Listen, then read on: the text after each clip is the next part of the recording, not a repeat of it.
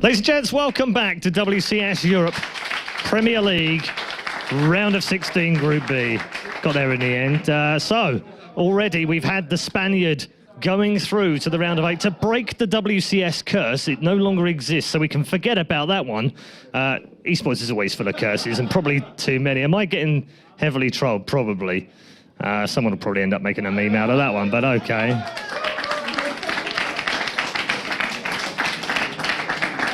So bad. Right, so serious stuff right now. Serious stuff. We're going to get back into Group B because one of these two men, Kalaris, is going home. So, seriously now, MC or BabyKnight? I mean, we didn't think we would be in this position. I don't think MC thought he would be in this position. Cold or otherwise, he got absolutely thumped in his first game by Thorzane. But now he gets a second chance at the bottom end of the bracket. As you see there, the winner of this will go through to play Thorzane. These two have got history as well, WCS history, of course, MC and BabyKnight. So how do you sum this one up?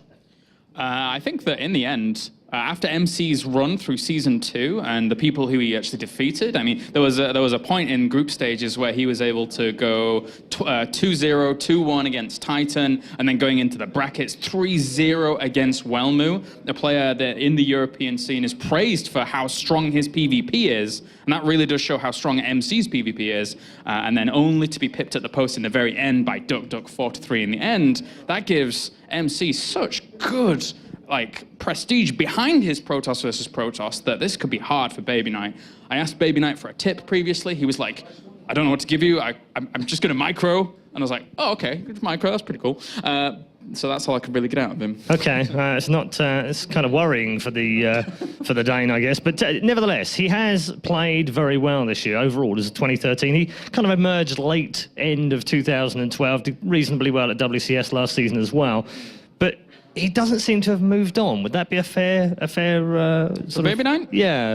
It's been a tough one. At the very beginning in Season 1, obviously he was on top of the metagame. Yeah, I mean, he really was. He was the legend killer. He was doing really well. Season 2, that teetered off a little bit, and now in Season 3, here in the round of 16, he has to prove himself, absolutely. And going up against MC in this last match, this is not... I don't think this is really, even who BabyKnight expected would be in this position. So it's going to be a tall order, but if anybody can do it in the Protoss versus Protoss scene in Europe, BabyKnight is a pretty good one. He has, for a long time, had a good PvP. Yeah, let's talk about MC a little bit. He's 15th right now in the WCS points rankings, which is right in the bubble for making it to BlizzCon. I mean, you know, imagine crazy things have happened, right? Imagine he doesn't win this game. That's it, he's done. I mean, I can't see any way he can still make BlizzCon. I mean, we've still got IEM, but I mean, that's hard for him. He needs to win this game and advance through to the season finals to really maintain his position in the top 16, or he's done. No, you're right. The lower positions in that top 16 right now are very volatile. You've done a lot of calculating yourself. Yeah, we've done maths. Yeah, and if MC doesn't take this, and he for some reason wasn't at IEM, which if it might be the case, if he doesn't go for the open bracket himself, then there's a very real possibility that we wouldn't see MC at BlizzCon. And BlizzCon without someone like MC, who is so well established in the scene, that would be a big, big hit to a lot of fans out there. Yeah, and to him himself, of course, as well. I think he's got designs on winning the whole thing this season, but he's in a bit of a pickle right now and needs to get himself out of trouble against a very dangerous Protoss. Ladies and gentlemen, our fourth game of the evening in Group B is the battle of the Protoss themselves. It's the Boss Toss versus the former King in the North. It's MC versus BabyKnight. Let's go over to our commentary team. For this one, we've got Apollo and Grubby. Well, thank you very much, Red Eye and Kalaris. As we are now about to start, unfortunately, it's not the best game to cast. It is the losers match, which means one of these players will be eliminated from the tournament in the round of 16, and we are here together as one, Grubby, to find out which one that will be. Yeah, it's so sad that everyone can't be winners, isn't it? Yes, it is, Grubby. But it would make wins less special. It would. It's the contrast. The World Championship Series is a very special place to win in. Yes. Which is why this is very important to both players. Of course, BabyKnight had a really good Season 1, a bit of a shaky Season 2, but he's back in the round of 16 for Season 3. MC needs to win this. He actually needs to win this. If he wants to, and I know he does, want to go to BlizzCon, then he can't lose here, because then his position, currently 15th out of 16, in the point system, it is under threat. Wow, he's 15th right now. 15th on the border. And of course, with many points up for grabs at the season finals, and if he wasn't there, he is in danger. This is a big, big game for MC. But of course, as we mentioned before, every single player still in Premier League has a chance to qualify for everything. Canada, the Season 3 finals, BlizzCon itself, simply by going very far and just winning season finals. That's right. Anyone could do it. It's conceivable. It is, Grubby. So, maps removed by BabyKnight so far, the ones with big natural ramps. And MC removed Polar Knight. What's going to be his second veto? Frost. The frosty maps. Yeah, like you said yesterday, Yeah. could be a... Korea has harsh winners, man. Koreans don't like the winters. Yeah. So we have Belshir Vestige, Whirlwind, and Yonsu for the 3 maps. We're not sure of the order. We'll get that shortly. But what do you think of the 3 maps overall for knowing their styles, knowing PvP? What do you think about it? Well, I guess we should wait till the order, right? And we'll have a look at the order. Let's see the order, because the first map choice is going to be BabyKnights. So once we know the first map, we will know what the plans are or what he wants the opponent to think his plans are. Because funnily, we saw Welmu yesterday.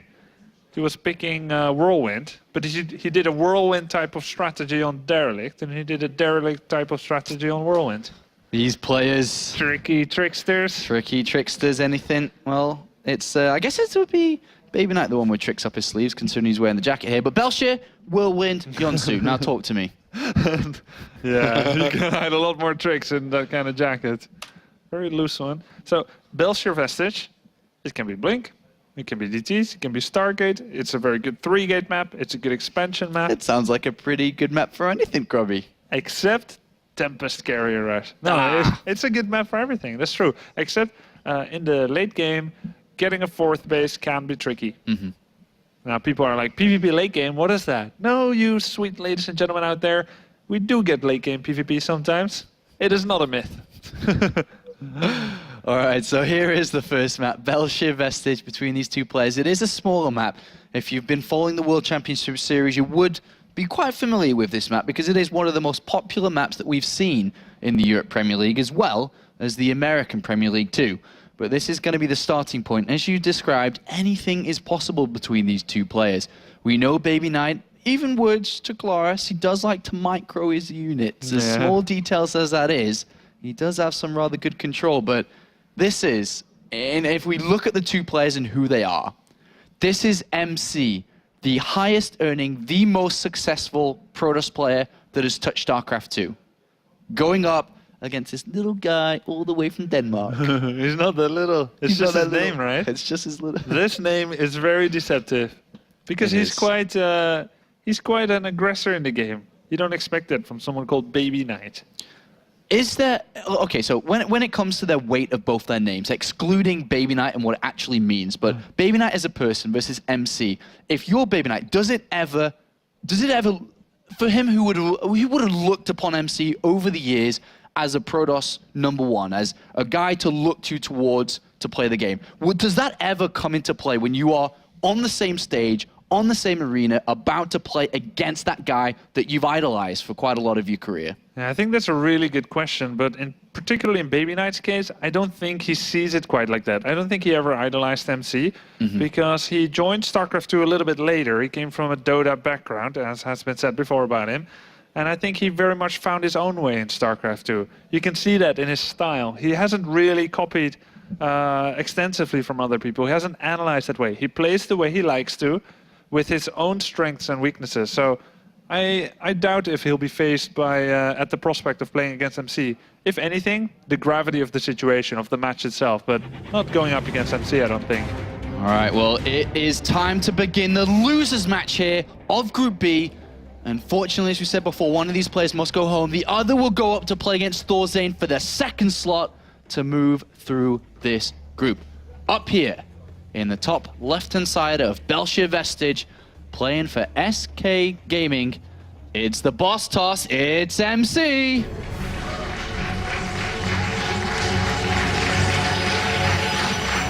And then down here, there's the blue Protoss player, recently joining Team Millennium. He goes by the name of BabyKnight.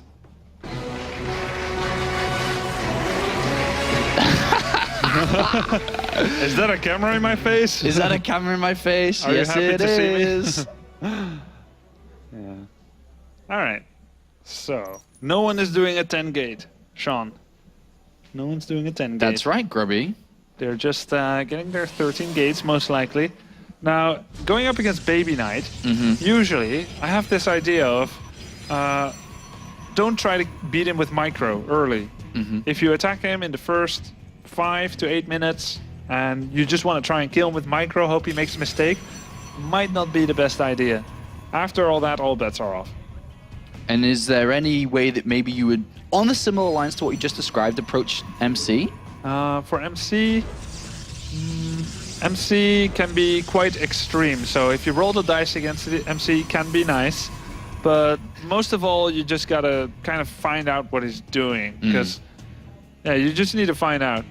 I can't really put MC on anything because, in my mind, he's capable of anything. Yeah, he really is one of the most unpredictable, one of the ballsiest, one of the most aggressive players to really touch the game. He really is capable, as you say, of anything. And already has taken and decided to go for these double assimilators earlier on. And I think you pointed out yesterday, it will slow his cybercore by 3 to 4 seconds. Yeah. Just in getting these assimilators down a little bit faster here. Yeah, there's a 2 second faster cybercore for BabyKnight, and now BabyKnight is choosing to scout at this time, so he will get to MC's base and kind of see what's going on. Second gateway being added for MC, 2 gate, and BabyKnight is going with 1 gate, skipping Zealot and going straight into Stalker. This could mean Blink Stalker type of play, and it could mean 3 gates. But usually 3 gates is started by 2 gates, so I'm thinking maybe BabyKnight will go for 3 gate Blink Stalker with Observer, with Robo.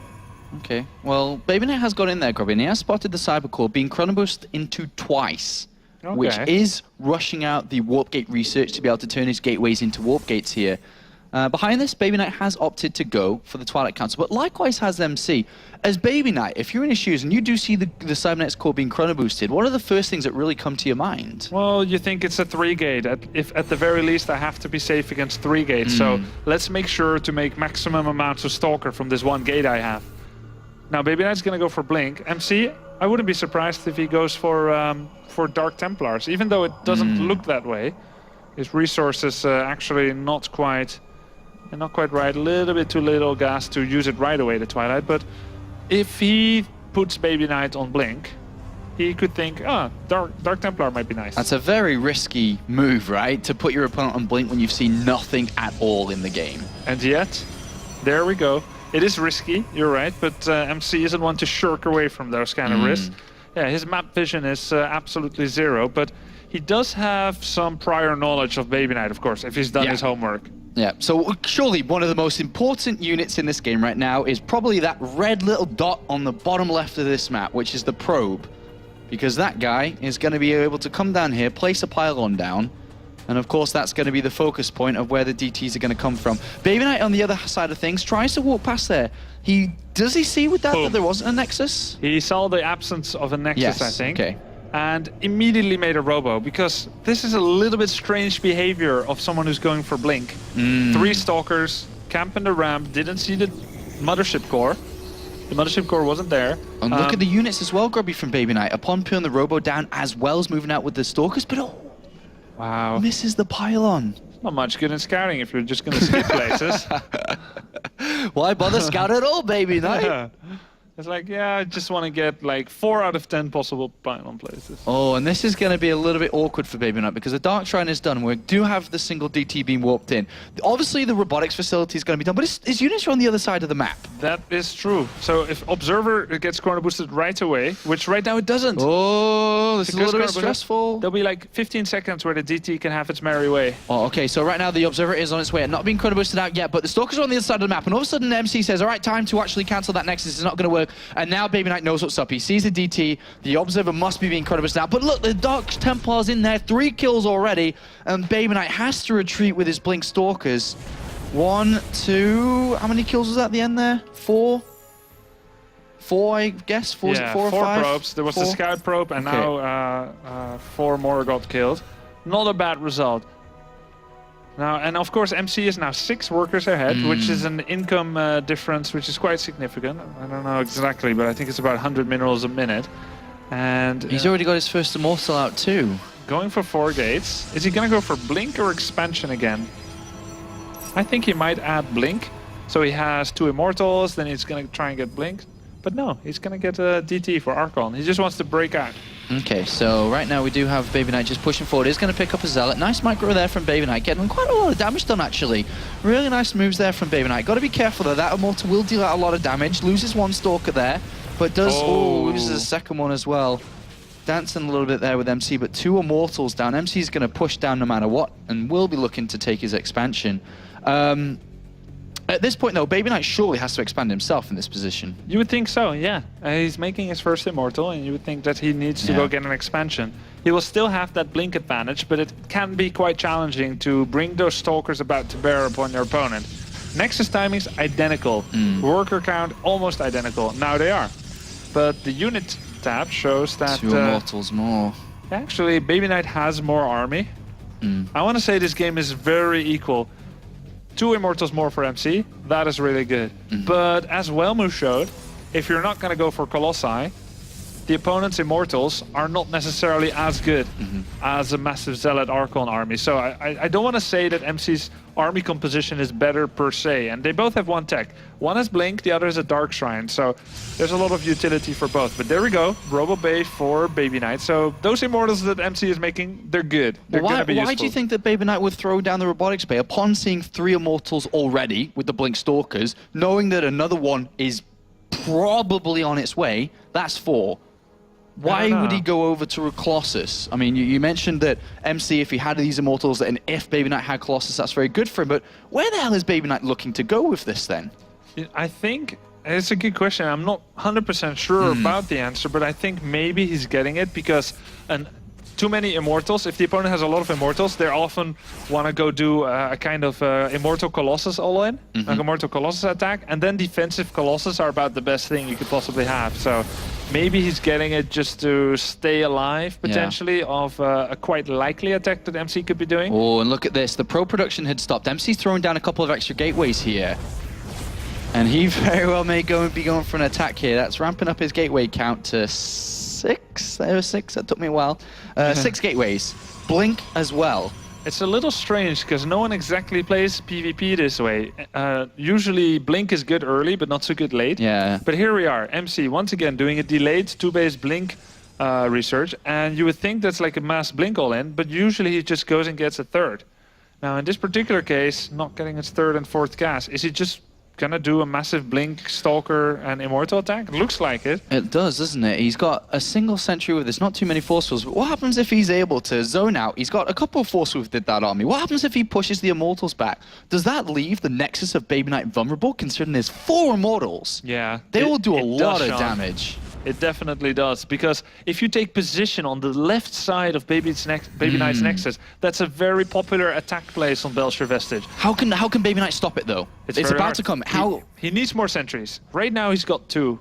He needs more because there's nothing that can break. Oh, there's actually 1 Archon, but yeah, he needs just as many stuff as possible and more sentries, I think. Well, Photon Overcharge is activated. BabyKnight dancing on the right-hand side. I'm sure he realizes the threat is absolutely possible, but Time Warp has been throwing down the Immortals, chasing down the Colossus, and the Colossus, it just about survives there, but no, Blink Stalkers ended up anyway, and MC pushes forward with a very strong army here, and everything is absolutely melting. Ferociously, MC just walks over BabyKnight there. The army will probably kill the Nexus as well as the probes.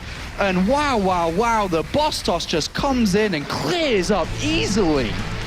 Game number 1 to the Obama toss. Very nice micro by MC and also a tactical victory. That's how you can use Blink too, apparently. I'm learning here. Yeah. So you can use Immortals also to go for Blink as well and then do an attack. And he had way more army. Like initially he was behind in army size, but he concentrated on not developing his tech so much. He didn't get a forge, he didn't get the 3rd and 4th gas. He just went for a big attack. And I don't think even sentries would have helped BabyKnight either. It was just a big number disparity. Not a good day here for BabyKnight. 3 games lost in a row. Of course, losing the first series to Vortex 2-0. now has lost his first game against MC, and I'm sure the pressure must be building on those Millennium shoulders. Yeah. Does this not remind you a little bit of BabyKnight's round of 8 performance in Season 1? It's a little sad for him. It is a little sad. He came and he lost 0-3, 0-3 there. Well, Always a good player, but sometimes doesn't quite find his groove at an offline event. And, well, Whirlwind is going to be the next map here, Grubby. 4-player map, much bigger, one of the bigger maps in the map pool. And, well, what do you think we could be expecting here? I mean, let's talk from BabyKnight's position for a little bit here, because MC is currently leading, but this guy's facing elimination in the round of 16. Would fall short of his Season 1 success. What do you think he can do here on Whirlwind? I'm thinking BabyKnight might play with Stargate this game. Maybe Stargate 3-gate. And I wouldn't be surprised if MC does either Stargate as well or goes for an expansion, an early one, like 1 or 2 gate expand. Well, the Boss Toss has some clearing up to do after his first performance of the day, losing to Thorzane as well. So, in this position, we're about to start, guys. So, both of these players are now ready, as you can see from above, as the bird's looking down onto these guys. The game has begun. Map number 2, gonna be the 4-player map Whirlwind. Currently, the Boss Toss is leading 1-0. So, up here, on the top right-hand side of the map Whirlwind, spawning as the red Protoss, it's of course SKMC.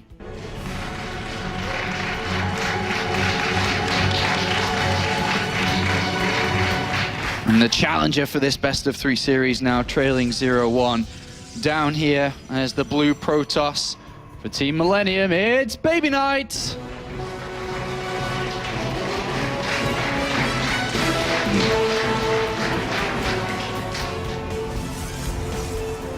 And soon we'll know how to start. Oh, okay.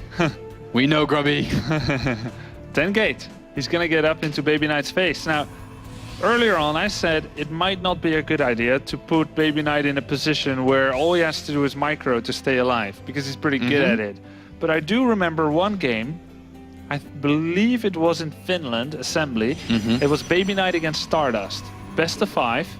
They were 2-2. Last map was Derelict Watcher, and BabyKnight was going for a very quick DT build. Stardust was going for a 10-gate, 3-gate. He went to BabyKnight's base, and there was only one pylon powering all 3 gateways. He lost the pylon, and thereby lost the game. And he could have probably held, because of the way the game was going. But there is a case where he lost to this kind of 10-gate, 3-gate attack. And a lot will depend on whether he scouts it out in time. Last time, first game, he scouted at 3 minutes. Now it's a 4-player map, so that kind of scout, if sent in the wrong direction, could arrive very, very late indeed, Apollo. Well, lucky for MC is his scout decides to go south. And he is going to arrive at BabyKnight's base rather early on and can find out and see exactly what's happening. But here is, as you described, just about the 3-minute scout in. He's going the wrong way. He's going the wrong way. Will he see the probe coming from the top? And did he change his path? Yes. No. So, unfortunately here for BabyKnight, he's left in a bit of a pickle, as we like to say in England. Yeah. I don't know if you say that in Holland as well, in the Netherlands. Yeah, when we speak English, we do. Oh, you do? Okay, yeah. So we're on the same wavelength then. We do understand each other here. Yeah. Chronoboost now going into the gateways. You get in a sour situation when you're left in a bit of a pickle. You do, don't you? Yeah. It's not a good place to be in. And that's currently where BabyKnight lies. Yes. As the probe. Full info against no info. And Why is this MC? probe? Why are you... Does that not confuse BabyKnight? Oh! Oh! What? But he saw the probe leaving from here. Okay. How did he... That's BabyKnight's building positioning. Oh my gosh. I can't believe he thinks he's top left. He thinks he's top left. This is buying so much time for BabyKnight. Wait, but what's the unit going on the middle right? What's that? It's a zealot looking for some proxy structure. Okay. And now... Okay, so clearly it's buying time for BabyKnight because MC's not in his face as fast as he could. But the units, where are they going? They're going... To the middle? And this Well, pylons look, okay, haven't so- seen each other. Well, MC still hasn't even scouted to the top left. And he's going to the top left. The and he's pylons gonna are next to each other. He's going to see a probe leave He's here. gonna be, what the hell? Because he's all right. He he's hasn't like- expanded, Grubby. BabyKnight hasn't expanded. Yeah, Oh, I'm gonna put another my pylon down here. Second pylon at the natural. Oh, this is a nightmare for MC. He's completely misread into this. Oh my god. He's gonna walk up the ramp. He's gonna be like, all right, time to kill him. Look, he's got a pylon right. Oh my god. Oh, and there's Phoenixes. BabyKnight just needed some time, and it looks like Look at he's this. getting it. MC's like, all right, where are you? You're dead. Wait a You're minute. Dead. You're dead. You're dead. Here's my third Wait, pylon. what the hell? How did you relocate your base? What witchcraft is this? And now he knows he's bottom right. But let's be realistic for a second here.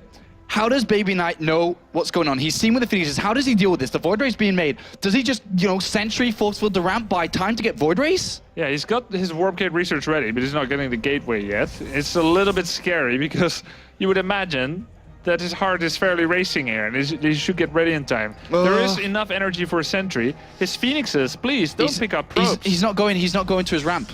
BabyKnight's just gonna hold the Nexus here with a photon overcharge. Okay, and kind of funny, photon overcharge is just now available, which shows how dangerous the attack would have been if it had gone any different. So this is going to buy him quite a bit of time here. The Verse Void Ray is out, but is it enough for BabyKnight? Are these Phoenixes, should they be on the other side of the map, Grubby? Should not they be lifting up Stalkers as they come in once the photon overcharge is down? Well, interestingly, the Zealots are at the top left. There's also 3 pylons. He didn't finish the 3rd pylon. Warping in those 3 Zealots there with... He's pylon blocked as well. Oh, wow. And there's another Phoenix coming. Oh, and he starts the attack before photon overcharge is done. He doesn't want to face critical amounts of Stalkers. Oh, the Void Ray's Ray. doing a great job. Oh, the Void Ray. Oh, the Void Ray is down. And things just got a little bit more difficult. Man, I still don't think that BabyKnight can hold this. Yeah, it doesn't look like it, does it? There's 3 Phoenixes. Sure, they can lift up some Stalkers, but what are they buying time for here? BabyKnight's last few Stalkers are going to get pulled off. The probes come in to help, but unfortunately, despite MC not finding them early on, it looks like it's still going to be a victory for the boss toss here. BabyKnight's trying to do everything he can, but what can he really do here? GG. And SKMC moves on to get the rematch, the revenge match against Thorzane, and unfortunately for BabyKnight, he is eliminated in the round of 16. Disappointing performance for BabyKnight. There's a lot of things he could have done better, and he knows it. I mean, he's a really good player, and And you can just see right there, you know exactly how that feels, and it's you can tell. disappointing. Yeah. At this time, you're gonna go home, you're gonna be sad for a while, then you're gonna say never again and train again and hope it doesn't happen. Yeah, well, of course, this is very difficult, especially because this is the last season and there's no more this year. It's 2014. The starting date for the next Premier League is not decided. Nobody knows when it's going to be. BabyKnight doesn't know what to train for at this point, considering that the Premier League is gone for now. But it is a bit of a sad thing here for BabyKnight. But Of course, we it will happens see to him in everyone. WCS Challenger League, which Yeah. is starting very soon. Yeah. So there's definitely work to be done. But let's give a little bit of attention to MC2, Yes. who looked quite doubtful in the first series against Thorzane, but was, besides a few mistakes, Really turned it around, Yeah, didn't which he? had to do with navigation and sense of direction. He really did turn it around.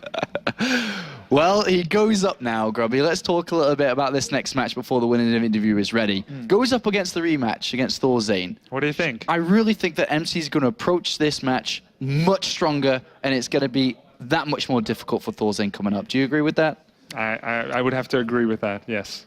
All right. Completely. Well, that's it here for us. We're going to head it over to the winners interview with Red Eye and SKMC. Thanks very much, guys. Yes, with the boss toss after a return to some kind of form. Before we talk about this match, let me just go back to your first match, which you lost to Thorzane. Was your brain being stupid? I had sick, so my brain was really stupid, like genius. And so it begins. And I had sleep 20 minutes, so feel better now. Yeah, I know how sleep is good for you. In fact, whenever I've not seen you playing, you're always asleep. Why? Because I need rest for my brain. Okay. Yeah. Rest for your brain. That makes sense. So now you've rested your brain. you win 2-0. So now you play Thorzane again. I think he can do only bomber Orin, 3 base, and just SCB cheating.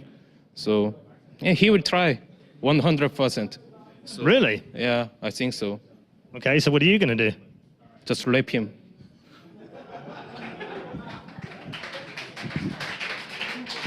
Okay, that was a Korean word. You probably didn't hear that. So just talk to me, because there's a lot of pressure on you here. You've got to do well to get to BlizzCon, because if you lose this game, that's it. You're done, right?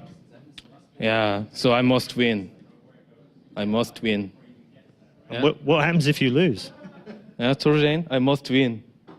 And just you will go your oh no. The 학교 eh? University, yeah. School, yeah. Are you going to take him to school? Yeah, just go away to school. I think there might be a little bit more from Thorzane than just going away to school, but that's good. I'm pleased to see that you're feeling better as well. Is the cold having any issues? Are you feeling sick still? No, it's okay. All right, cool. Okay. I just love the fact that we can have a conversation in English, because we've tried to have conversations in Korean and they haven't worked. Are you going to teach me some more Korean? Is that all right? What do you want? Well, not right now, but you know, when we go for barbecue again, you're going to teach me proper words this time, not rude stuff. Yeah. Okay, good. All right, time to move on. Always fun interviewing MC. Let's go for some analysis now to break down that last game and show exactly how MC beat BabyKnight.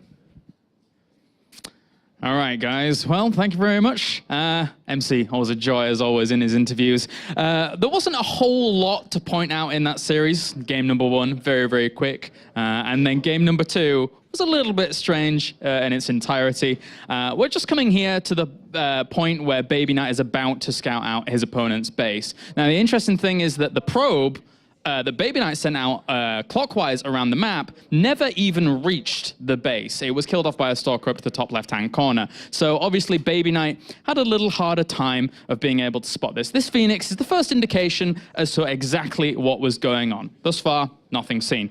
So as we scroll on, he spots this and is like, this is the first inkling he has of anything that's going on. So now it's panic mode for BabyKnight. Now he has to try and figure out and scramble as to what he has to do. Now, there's a lot of things he has to be doing. Obviously, starts his first Void Ray, trying to get that out for the defense. And thankfully for him, because of all the craziness that happened in the middle of the map, he does eventually have some time for a photon overcharge.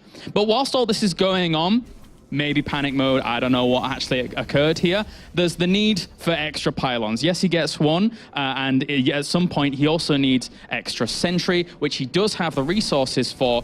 And the photon overcharge eventually would end up buying enough time for a second Void Ray to come out if he were actually able to commit to that with the money that he currently has, as we can see up here.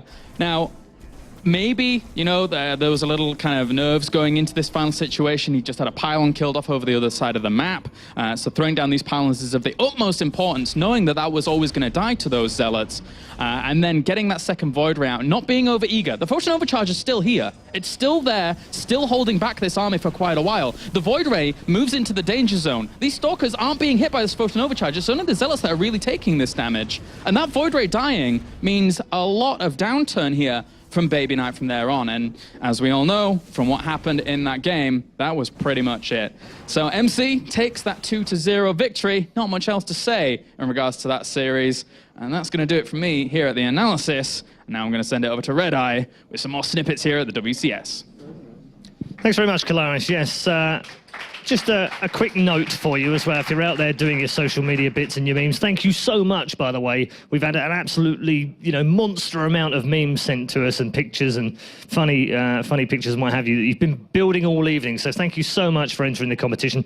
Entries are now officially closed. So please don't send any more memes. If you do, they won't be counted as part of the competition.